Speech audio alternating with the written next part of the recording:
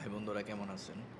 তো আমার সামনে খাবার দেখতেছেন, এটা হলো ডাউল, এটা পেঁয়াজ খাইছি অর্ধেক, তারপর ভিডিওটা করতাম না, তারপর করলাম।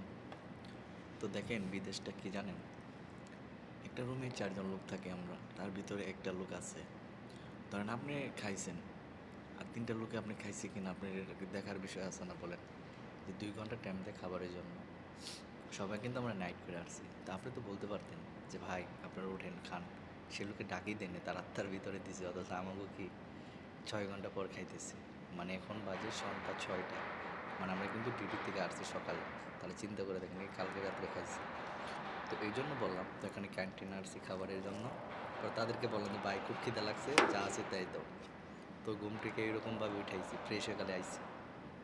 তো এই জন্যই বলি যে আসলে প্রবাস নামে জেলখানা, এখানে কেউ কারো আপন না রে পিও, খুব মিস করি। তো এইটাই কথা, আজকে চিকেন দিছিল দুপুরে, তো এখন টাউল আমাকে দেন যা আছে তাই। তো এই জন্য ভিডিওটা বানাইলাম যে প্রবাস নামে জেলখানাটার ভাই তো সহজ না রে ভাই, অনেক কঠিন, এটা বাড়ি না, ঠিক আছে? আল্লাহ হাফিজ।